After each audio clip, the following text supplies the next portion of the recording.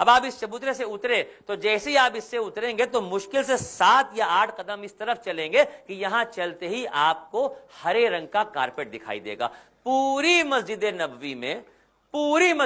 میں کسی بھی جگہ پہ آپ دیکھیں گے تو لال رنگ کا پھولدار ڈیزائن دار لال رنگ کا کارپیٹ بچھا ہوا ہے, لیکن صرف مسجد کا ایک حصہ ایسا ہے جہاں پر ہرے رنگ کا کارپیٹ بچھا ہوا ہے. آپ اس میں غور سے دیکھ سکتے ہیں کہ اس میں جو زمین میں بچھا ہے وہ ہرے رنگ کا کارپیٹ بچھا ہوا ہے. یہ ہرے رنگ کا کارپیٹ جو بچھا ہوا ہے یہ ریاض الجنہ ہے,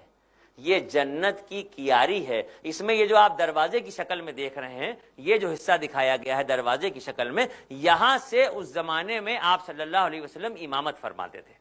تو آپ نے ارشاد فرمایا کہ میرے ممبر اور میرے حجرے کے بیچ کا جو یہ حصہ ہے یہ جنت کی کیاری ہے, یہ ریاض الجنہ ہے. یہاں پر پہنچنے کا مطلب یہ ہے کہ دل میں یہ یقین رکھو کہ جب قیامت آئے گی, دنیا ختم ہو جائے گی, تو روح زمین کا صرف یہی حصہ ایسا ہے جو ایسے ہی جنت میں ملا دیا جائے گا.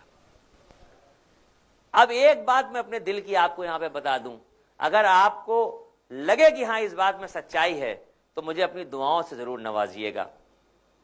دیکھیے, ہم نے بڑوں سے بھی سنا ہے, کتابوں میں بھی سنا ہے کہ جب حساب کتاب ہوگا اللہ کے ہاں تو جو نیک لوگ ہیں جنہوں نے نیک اعمال کیے ہیں وہ تو جنت میں چلے جائیں گے. جن کے گناہ زیادہ ہوں گے ان کو دوزخ میں بھیجا جائے گا, لیکن گناہوں کی سزا پوری کر لینے کے بعد وہ بھی جنت میں آئیں گے کیونکہ وہ کلمہ گو ہیں, ہے نا. اب یہاں پہ غور کرنے والی کیا بات ہے؟ غور کرنے والی بات یہ ہے کہ دیکھیے اللہ پاک یہ فرماتے ہیں کہ جس کو جنت میں بھیج دیا, جو جنت میں گیا وہ جنت سے کبھی باہر نہیں آئے گا. مطلب جو جنت میں گیا وہ دوزخ میں کبھی نہیں آئے گا, جو دوزخ میں گیا ہے وہ اپنے گناہوں کو پورا کرنے کے بعد وہ بھی جنت میں آ جائے گا. اور خود اللہ پاک نے ہی اپنے محبوب سے یہ کہلوایا ہے کہ یہ جنت کا حصہ ہے. تو کیا ہمارا دل یہ نہیں کہتا کہ جب ہم اس جگہ پہ جا کے بیٹھے تو کہیں اے اللہ آپ نے وعدہ کیا ہے کہ جو جنت میں آ گیا اس کو دوزخ میں نہیں بھیجیں گے, اب ہماری انٹری کر لیجئے, اب ہمارے دوزخ ہمارے لیے حرام ہو گئی ہے. زور سے کہہ دیجئے اگر بات سمجھ میں آ رہی ہو آپ کے. کیا یہ بات سمجھ میں نہیں آتی کہ وہاں پر بیٹھ کے یہ جملہ منہ سے نہیں نکالا جا سکتا کہ یہ اللہ پاک کسی کی اوقات نہیں ہے, کتنی بڑی دولت والا ہو, کتنے بڑے رسوخ والا ہو, اس دنیا میں کسی کی اوقات نہیں ہے جو مکے اور مدینے بغیر بلاوے کے جا کے دکھا دے. تو اگر ہم آپ کے بلاوے پہ آئے ہیں اور آپ کی رحمتوں کی بدولت اس جنت کے حصے میں آنے کا موقع ملا ہے تو بلایا تو آپ ہی. اب آج آپ اپنی اس بات کو یاد کر لیجئے کہ جو ایک بار جنت میں جائے گا اس کو ہم دوزخ میں نہیں بھیجیں گے. اے اللہ کے رسول آج فیصلہ کر دیجئے دوزخ کی آگ ہمارے لیے حرام ہو گئی. بات سمجھ میں آتی ہے نا بھائی؟ جب آپ روضہ رسول پہ, جب آپ ریاض الجنہ میں پہنچ جائیں گے, نمازیں پڑھ لیں گے, اس میں بڑی بھیڑ ہوتی ہے, بڑا مجمع ہوتا ہے, لیکن حیرت کی بات یہ ہے کہ چاہے جتنی بھیڑ ہو یہاں پہ, جو آدمی اس میں داخل ہوتا ہے اور وہ 2 رکعت نماز نفل کا ارادہ کرتا ہے تو وہ نفل پڑھ ہی لیتا ہے. مطلب اکثر آپ وہاں پر جائیں گے تو یہ حیرت انگیز نظارہ دیکھیں گے کہ آپ بھیڑ میں کھڑے ہوں گے اور آپ کے برابر والا ہی یا آپ کے آگے والا ہی کہیے اتنی ہی بھیڑ میں, مطلب جنازے کی نماز جب ہوتی تو لوگ ملے ملے کھڑے ہوتے ہیں کیونکہ سجدہ نہیں کرنا ہوتا ہے. اس موقع پہ آپ دیکھیں گا اس سے بھی نزدیک ملے ہوئے لوگ ہوں گے اور آپس میں کھڑے ہونے کے باوجود بھی وہ جلدی سے 2 رکعت کی نیت باندھ لیں گے. جب رکوع کا وقت آئے گا تو اپنے آپ جگہ بن جائے گی, اور عموماً ایسا ہوتا ہے کہ لوگوں کو پیروں کو ہٹاتے ہوئے آدمی ایسے سجدہ کرتا ہے اور پھر 2 رکعت نماز اپنی نفل پوری کر لیتا ہے, کیونکہ اس کی نیت یہ ہے کہ آج ہم جنت میں نماز پڑھ رہے ہیں. میں نے رمضان کے مہینے میں جب ریاض الجنہ میں بیٹھ کے روزہ افطار کیا تو جب میں نے اذان اللہ اکبر کی میں قرآن پاک پڑھتا رہا, اس کے بعد جب بالکل اذان کا وقت نزدیک ہوا تو دعائیں مانگتا رہا. جب خوب دعائیں مانگ رہا تھا, رو رہا تھا, اور ایک دم سے اللہ اکبر کی صدا بلند ہوئی, کان میں اذان کی آواز آئی تو میں نے کھجور اپنی زبان پہ رکھا. تو اس وقت دل میں یقین جانیے یہ خیال آیا کہ اللہ اگر آپ نے اپنے محبوب کے ذریعے ہمیں یہ بتایا ہے کہ یہ جنت کا حصہ ہے تو پھر آج ہم اپنی قسمت پہ ناز کیوں نہ کریں کہ آج ہم جنت میں روزہ افطار کر رہے ہیں. دل تو مانتا ہے نا اس بات کو, ایمان کی مضبوطی ہماری یہی ہے. ریاض الجنہ میں جب آپ نماز پڑھ لیں گے تو اب اس کا بھی ہم آپ کو بتا دیں کہ جیسے آپ اس طرف سے آئے ہیں, یہ حصہ ہرے رنگ کے کارپیٹ کا ہے جو ریاض الجنہ کا ہے. جب آپ اس میں نماز پڑھ لیں گے تو اس میں نماز پڑھنے کے بعد جیسے ہی آپ قبلے کی رخ, جدھر آپ نے منہ کر کے نماز پڑھی ہے اسی سمت اگر آپ ایسے چلیں گے تو کچھ دور چلنے کے بعد ہرے رنگ کا کارپیٹ یہاں پہ ختم ہو جائے گا. پولیس والے بھی یہاں پہ کھڑے ہوتے ہیں, اس کے آگے سے لال رنگ کا پورا کارپیٹ بچھا ہوگا, اور اس لال رنگ کے کارپیٹ پر پہنچنے کے بعد جب آپ ایسے گھوم جائیں گے تو ایسے گھومنے کے بعد جب آپ اس طرح سے چلیں گے تو کچھ دور چلنے کے بعد ہی آپ کو روضہ رسول کی جالیاں مل جائیں گی. تاجدار حرم، تاجدار حرم،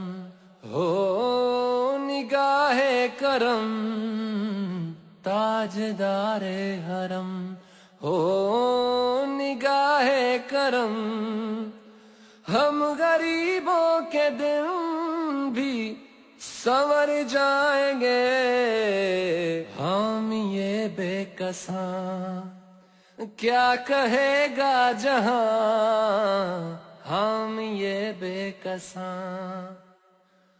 کہے گا جہاں. آپ کے در سے خالی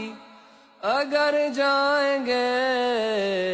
تاجدار حرم، تاجدار حرم. کوئی اپنا نہیں غم کے مارے ہیں ہم،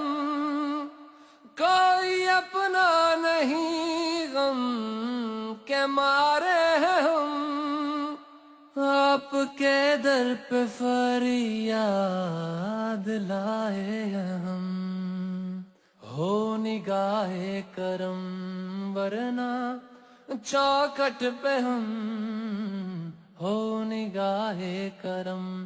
ورنہ چوکھٹ پہ ہم.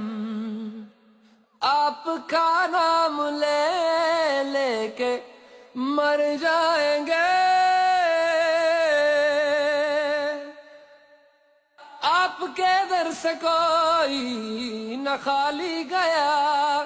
اپنے دامن کو بھر کے سوالی گیا. ہو حبیب حزین، ہو حبیب حزین، پر بھی آقا نظر ورنہ اور آ کے ہستی بکھر جائیں گے. تاجدار حرم، تاجدار حرم.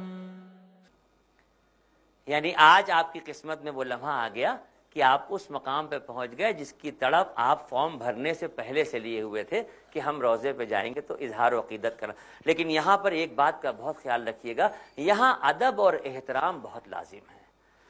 میں کسی پہ انگلی نہیں اٹھا رہا، بہت سے لوگوں کی یہ عادت پڑ گئی ہے، بیماری کہتا ہوں میں اس کو، بیماری سے پیدا ہو گئی ہے کہ لوگ وہاں پر موبائل نکال کے ویڈیو بنانے لگتے ہیں. اللہ کے واسطے یہ مت کیجیے گا، کیونکہ آپ کس جگہ پہ کھڑے ہو رہے ہیں. اگر آپ کا ایمان کمزور ہے، اگر آپ مارے ڈھکیلے وہاں پہ پہنچائے گئے ہیں تو پھر آپ جیسے بھی چاہیے وہاں جائیے، سلام کر کے نکل جائیے. لیکن اگر آپ کے دل میں اس بات کا یقین بیٹھ چکا ہے کہ ہمیں اندر سے دیکھا جا رہا ہے، ہمارے سلام کو سنا جا رہا ہے اور ہمارے سلام کا جواب بھی مل رہا ہے، لیکن ہمارے گناہ ہمارے کانوں میں اس طرح سے حاوی ہیں کہ وہ آواز ہمارے کانوں تک نہیں پہنچ رہی ہے.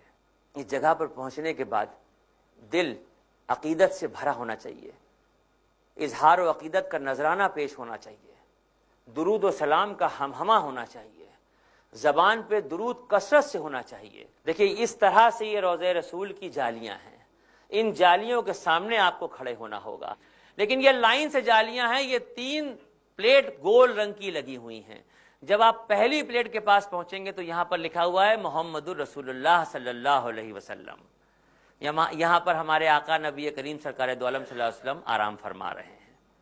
یہ وہی جگہ ہے جہاں پر حضرت عائشہ کا حجرہ تھا. اس جگہ پر آپ آرام فرما رہے ہیں. یہاں پہنچیے تو دل بھرا ہونا چاہیے، دل اس بات کے لیے زبان سے کہے بغیر دل کہہ رہا ہو کہ یا رسول اللہ آپ ہی کی شفاعت کے طلبگار ہیں. آج یہاں آئے ہیں آپ کے بلاوے پہ تو اے اللہ کے نبی ہمارے اوپر مہر لگا دیجئے. اے اللہ کے نبی حشر کے میدان میں اپنی کملی کے سائے میں ہمیں لے لیجئے. اے اللہ کے نبی ہمارے اعمال اس لائق نہیں ہیں، آپ ہی شفاعت کر کے ہمیں بخشوا دیجئے. میرا بگڑا وقت سنوار دے، میرے آقا مجھ کو نواز دے. تیری ایک نگاہ کی بات ہے، میری زندگی کا سوال ہے. تیری ایک نگاہ کی بات ہے، میری زندگی کا سوال ہے.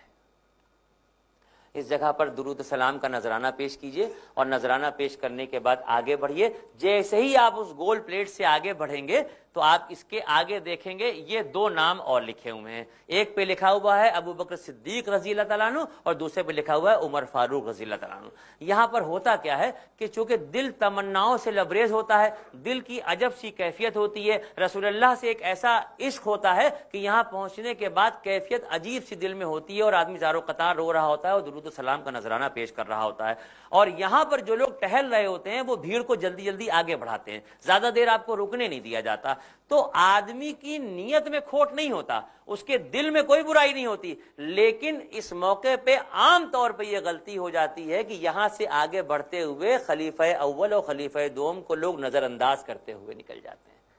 ان کی نیت میں کھوٹ نہیں ہوتا، چونکہ وہاں پر کھڑے ہونے کا موقع نہیں ہے، بھیڑ کو وہ آگے بڑھا رہے ہیں، تو السلام علیکہ یا رسول اللہ، السلام علیکہ یا رسول اللہ، السلام علیکہ یا حبیب اللہ، درود پڑھتے ہوئے سلام پڑھتے ہوئے لوگ آگے بڑھ رہے ہوتے ہیں، تو اس بھیڑ سے وہ اسی ریلے میں باہر نکل جاتے ہیں۔ لیکن مجھے لگتا ہے کہ کیا عظمت اور کیا شان ہوگی کہ یہ دونوں آج بھی روضہ رسول میں ہیں، لہذا ہم انہیں بھی سلام پیش کرتے ہوئے باہر نکلیں۔ اس دروازے سے ہم یوں اس طرح سے باہر نکل جائیں گے۔ یہ مسجد نبوی کا میں نے آپ کو حصہ دکھایا، یہ جو دروازہ میں نے آپ کو دکھایا ہے اس کا نام باب السلام ہے۔ ابھی تو آپ کو میں پہلی بار چونکہ مسجد نبوی میں لے کے گیا تھا اس لیے اس طرح سے میں لے کے اندر چلا گیا، لیکن اب آپ تو 8 دن کے لیے وہاں پہ جا رہے ہیں، لہٰذا ان 8 دنوں میں جب جب آپ کا دل چاہے کہ ہمیں پھر سے روضے پہ چل کے سلام پیش کرنا ہے، تو چونکہ وہاں پر تو بہت بھیڑ ہوتی ہے، بار بار اس کے انتظار میں داخل ہونا ممکن نہیں ہے، اور کتابوں میں بھی یہی لکھا ہے کہ پہلی مرتبہ جب آپ داخل ہوں تو باب جبرائیل سے داخل ہونا افضل ہے، اس کے بعد آپ کسی بھی دروازے سے جائیں۔ لہٰذا جب آپ کو دوبارہ کسی وقت اندر جانے کا دل چاہے تو آپ باب السلام سے داخل ہوئیں گے، پتہ نہیں ہے باب السلام سے مسجد نبوی میں داخل ہوئے اور سیدھے روضہ رسول پہ پہنچے، سلام پیش کیا اور اس کے بعد اسی راستے سے آگے نکل گئے، وہ باب بقیع کا دروازہ ہے جس سے آپ باہر ہو گئے۔ میں نے تقریباً مسجد نبوی کے اندر کی ساری چیزیں آپ کو بتا دی، اب میں خواتین کے لیے بتا رہا ہوں، چونکہ مکہ شریف میں جب آپ لوگ پہنچیں گے تو حرم شریف میں مرد عورتیں ایک ساتھ اندر داخل ہوتے ہیں، لیکن مسجد نبوی کا معاملہ یہ ہے کہ اس جگہ پر مردوں کا سیکشن الگ ہے، عورتوں کا سیکشن الگ ہے۔ اگر آپ کے دل میں یہ تڑپ ہے کہ ہمیں بھی روضہ رسول پہ جا کے حاضری دینی ہے، ہمیں بھی وہاں پہ سلام پیش کرنا ہے، ہم بھی شفاعت کے طلبگار ہوں گے وہاں پہ، تو پھر آپ کو 25 نمبر اور 28 نمبر کے یہ 2 گیٹ ہیں، یہ 25 ہے، پھر یہاں پہ 26 ہے، یہاں پہ 27 اور یہ 28 ہے۔ 25 نمبر اور 28 نمبر کے گیٹ سے کسی سے بھی اگر آپ داخل ہوتی ہیں تو آپ اس حصے میں آ جائیں گی، اور جب یہ دروازے کھول دیے جائیں گے تو یہاں جتنی بھی عورتیں ہیں وہ اگر چاہیں گی تو اس طرح سے یوں چلتے چلتے یہاں پر آ جائیں گی، اور یہاں پہنچنے کے بعد وہ اصحاب صفہ پہ بھی نماز پڑھ سکتی ہیں، ریاض الجنہ پہ بھی نماز پڑھ سکتی ہیں، اور روضہ رسول پہ بھی ان کا سلام پیش ہو جائے گا۔ یہ مدینہ شہر ہے جس کا ذکر ہو رہا ہے، اور آپ کو اس بات کا خیال رکھنا ہے کہ ایک ایک لمحہ یہاں پر احترام کا ہے، اور کوشش اس بات کی بھی کرنی ہے کہ کسی بھی طرح سے کسی بھی بات پہ کسی سے جھگڑا نہ ہونے پائے آپ کا۔ مختلف دنیا کے لوگ آئے ہوتے ہیں، الگ الگ انداز کے لوگ آئے ہوتے ہیں، سب کا مزاج الگ ہوتا ہے، لیکن یہ مدینہ ہے، یہ مدینہ ہے، اور یہاں یہ سمجھ لیجئے کہ لازم ہے احترام کی نظروں سے دیکھنا، لازم ہے احترام کی نظروں سے دیکھنا، کیا جانے کون کیا ہے محمد کے شہر میں۔ اب مکی زندگی کے 13 برسوں میں صرف نمازوں کا فرض ہوا تھا، لیکن اب مدنی زندگی کی شروعات ہو رہی ہے، تو اب یہاں پر روزے کا فرض ہوا۔ اب یہاں پر امت مسلمہ کو بتایا گیا کہ تمہیں رمضان کے مہینے میں 30 روزے رکھنے ہیں، یعنی پہلے نماز فرض ہو گئی، پھر روزہ فرض ہو گیا، اور اسی کے ساتھ ساتھ زکوٰۃ کا بھی فرض ہو گیا۔ اب نماز، روزہ اور زکوٰۃ کے تو فرائض ہو گئے، لیکن